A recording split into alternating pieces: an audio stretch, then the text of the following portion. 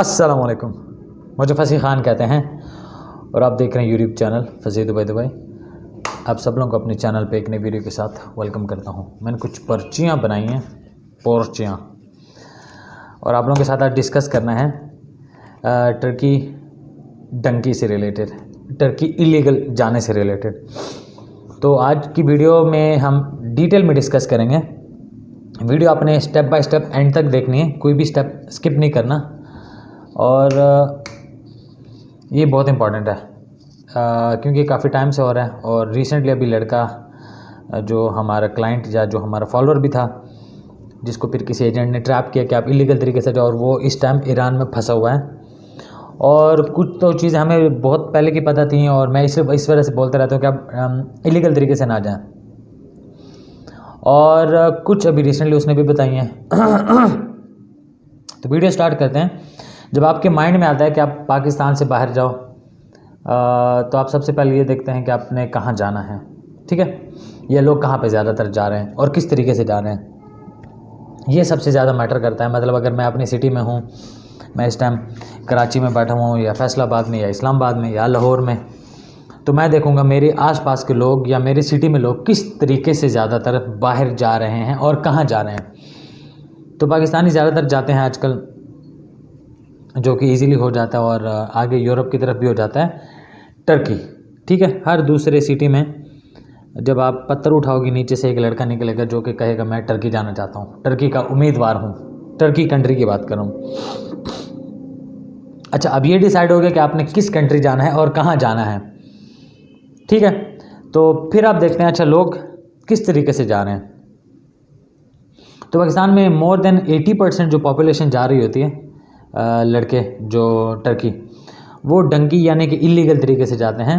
Visit visa के process के through, या स्टडी प्रोसेस के थ्रू, या वर्क परमिट के थ्रू बहुत कम आवाम जा रही होती है। वाई?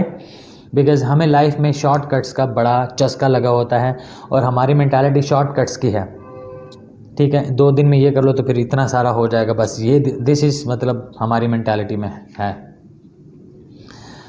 और दूसरा ये कि वो प्रोसीजर थोड़ा सा इजी रखता है पेरेंटली। जिस तरीके से आपको एजेंट बताता है, वो एजेंट आपको कहता है 1,30,000 या 1,50,000 में आप टर्की पहुंच जाएंगे, और फिर आप पर महीना 60,000 70,000 कमाते रहोगे। तो ये जो आपने पैसे लगाए होंगे आप वो कर लोगे, 2-3 महीने में, 3-4 महीने में पूरे कर लोगे।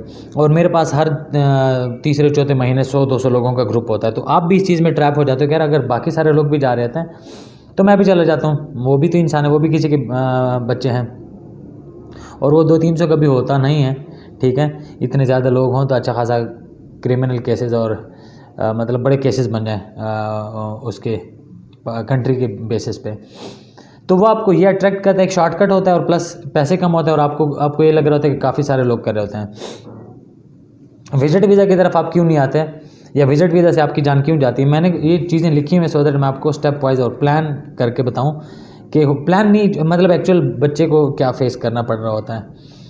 विजिट वीज़ा की तरफ आप इसलिए नहीं आते कि आप कहते हैं यार फाइल कौन प्रिपेयर करके देगा, फिर फाइल में भाई एम्प्लॉय कौन किस तरीके से होगा, या बिज़नेस वाला क्या तरीक़ाकार होगा, और इन दोनों में आपका NTN भी बनना होता है, ठीक है। आप फाइलर भी शो होने होते पिछले साल एक के भाई एटलीस्ट आपके गोशवारे जमा हुए पड़े हैं, ठीक है, क्योंकि एम्बेसी ये चेक करती है कि आप फाइलर हो या नहीं, एक्टिव टैक्स पेयर हो यहाँ पे या नहीं। और इसमें जो सबसे बड़ी चीज़ आती है, जो कि मौत होती है हमारे पाकिस्तानी के लिए, वो है कि बैंक स्टेटमेंट कौन अरेंज करके देगा। और बैंक स्टेटमेंट की मेंटालिटी और अवेयरनेस ही नहीं है, ये बहुत बड़ा कन्फ्यूजन है। तो इस वजह से विजिट वीज़ा की तरफ नहीं आते। तो जब आप इस चीज़ के लिए रेडी हो जाते हो कि आपने डंकी का रिस्क लेना है, ठीक है, तो उसके बाद 2 ऑप्शंस आ सकते हैं। मतलब आपने चूज़ कर लिया कि डंकी के थ्रू जाना है, उसके बाद 2 चीज़ें होती हैं। फर्स्ट तो ये खुद बहुत ज़्यादा डेंजरस है और रिस्की है कि आप टर्की इंटर हो जाओ। आपकी ड्यूरिंग इस टाइम पीरियड में आपकी जान भी जा सकती है, या आपकी आंख भी ख़राब हो सकती है, ठीक है। और या आपको और कोई डैमेज भी हो सकता है, आपकी बॉडी को फिज़िकली कोई डैमेज हो सकता है, ठीक है। तो ये मतलब चीज़ें होती हैं जो कि आपको माइंड में रखनी है, और ये आपको डैमेज हो सकता है। शायद आप कभी इंटर भी ना हो पाओ, वापस आओ, और जब आप वापस आते हो और बीच में आता है बॉर्डर या कंट्री ईरान का, तो ईरान में भी जब आप फंस जाओगे, जब आपको अरेस्ट किया जाएगा, तो मतलब जेल में रखा जाएगा। और जेल में मतलब रहना, या जेल की life is not a small thing, अगर आप जेल को एक्सपीरियंस करना चाहते हैं और आप चाहते हैं कि आप इस पूरे प्रोसीजर को ज़रा अंडरस्टैंड करें, तो आप अपनी सिटी में, जिस सिटी में आप रहते हो, वहाँ पे कोई छोटी मोटी फ़ाइट करके सिर्फ हवालात में चले जाओ 24 घंटे के लिए। आपको पता चल जाएगा कि इससे कहीं गुना ज़्यादा वो चीज़ हॉरेबल है। क्यों? वो आपके अपने कंट्री के, अपने देश के लोग नहीं होते, वो किसी और देश के लोग होते हैं। वो आपको किस तरीके से ट्रीट करते हैं, उनकी लैंग्वेज की आपको समझ नहीं आती, उनके कल्चर की आपको समझ नहीं आती।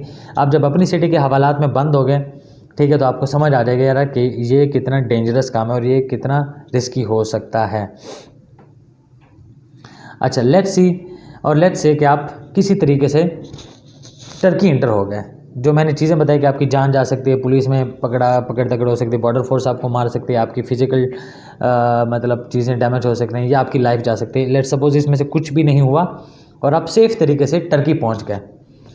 अब टर्की में आप क्योंकि स्मगल हुए हो, इलीगल तरीके से हो, तो आप वहाँ पे न जॉब को सही तरीके से परफॉर्म कर सकते हो, ना आप हेल्थ की चीज़ों को देख सकते हो, और ना आप सोशल गैदरिंग कर सकते हो, ठीक है, आम जैसे बाकी पॉपुलेशन कर रहे थे। वाई? क्योंकि आप इलीगल हो। अब लेट्स सपोज मेरे पास जॉब है, मुझे एक सेल्समैन चाहिए। अब जिस बच्चे के पास TRC है, जो लीगल तरीके से होगा, ठीक है, उसको अगर मैं पर मंथ पाकिस्तानी 20,000 दे रहा हूँ टर्की में, लेट्स सपोज फॉर अंडरस्टैंडिंग, तो मैं आपको जो इलीगल होगा उसको मैं कहूँगा आप 6,000 या 8,000 में काम कर लो। क्यों? क्योंकि आपके डॉक्यूमेंट्स ने, मुझे पता है आपको कुछ ना कुछ रोज़गार चाहिए, आपको हर कोई नहीं रखेगा, तो आप मिसयूज़ हो रहे होंगे, आपके वेजेस, आपको पूरे राइट्स नहीं मिल रहे होंगे।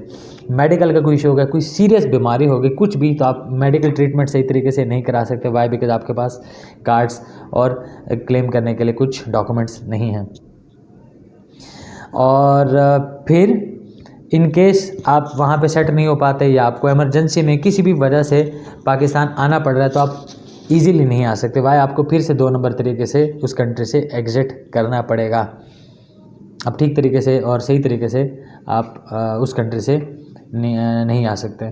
उस कंट्री में आप स्टे करते हो या रहते हो, आपको कोई भी मतलब आपके किसी के साथ कभी फ़ाइट हो जाती है, या कुछ किसी भी चीज़ पे इशू हो सकता है, लड़की के बेस पे इशू हो गया, या जॉब पे, या सेविंग पे, या कम्युनिटी में, जिस कम्युनिटी में आप रह रहे हो उस पर कुछ भी हो गया, तो आपको लोग मिसयूज़ करेंगे। कैसे? आपको पुलिस का थ्रेट देंगे, और आपको मतलब अपनी चीज़ों के हिसाब से, अपनी विशेष के हिसाब से आपको वो करेंगे, क्या बोलेंगे, आपको एक्सप्लॉइट करेंगे, ठीक है। तो आप अगेन मतलब एक भेड़ बकरी की तरह वहाँ पे रह रहे हो। अब ये डंकी का काम हो गया, मतलब अगर आप जाते हो, पकड़े गए तो भी प्रॉब्लम है, अगर आप इंटर होते हो तो भी आप एक अच्छी लाइफ नहीं गुजार सकते, कोई एक हेल्दी लाइफ नहीं है आपकी है, और इसके लिए अल्लाह ताला ने आपको पैदा नहीं किया। अगर ऐसी लाइफ गुजारनी है तो पाकिस्तान में रहो, पाकिस्तान से निकल क्यों रहे हो। बट अगर आप थोड़ा सा डेयर करते हो, थोड़ा सा चीज़ों को समझते हो, ठीक है, और थोड़ा सा चीज़ों को वर्कआउट करते हो, आप किसी तरीके से NTN अरेंज करो। नहीं कर सकते, मैं कर दूंगा, या कोई ना कोई कर देगा। NTN मतलब FPR के जो आपके गोशवारे है, फाइल प्रिपेयर कर लो, वो भी मैं करके दे सकता हूँ। बैंक स्टेटमेंट अरेंज कर लो, नहीं कर सकते, मैं कर दूँगी। इन सारी चीज़ों पे पैसे लगने हैं, ठीक है। और वो जो टर्की के लिए आपको इनिशियली एजेंट ने कहा कि डंके के थ्रू 1,50,000 लगना है, वो तो अगर आप ठीक तरीके से क्लियर करके, जिसके रिस्क है, चांसेस हैं, तो वो तो होगा, नहीं होगा तो इससे डबल ट्रिपल पैसे लगने हैं, ठीक है। और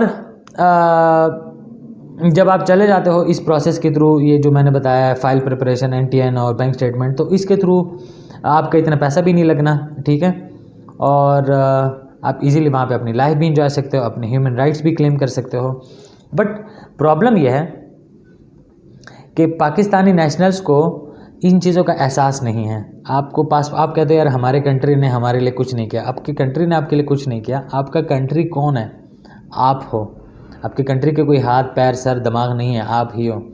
आपको जब अपने पासपोर्ट की वर्थ नहीं है, आपको अपनी लाइफ की वर्थ नहीं है, पासपोर्ट को तो गोली मारो, आप अपनी लाइफ को डेंजर में डाल के एक काम करने लगे हो। अवेयरनेस नहीं है। प्रॉब्लम भी ये चीज़ें क्रिएट करती हैं कि अवेयरनेस वगैरह का इशू आता है।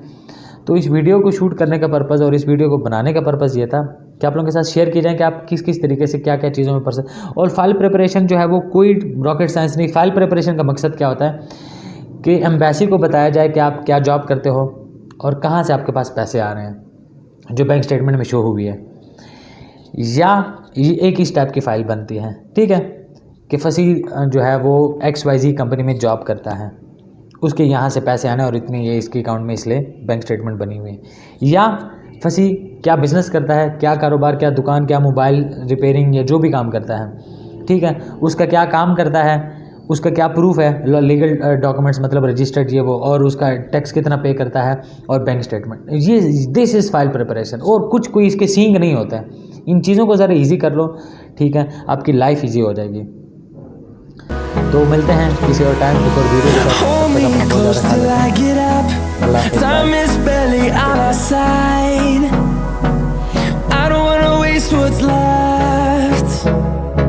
The storms we chase are leading us.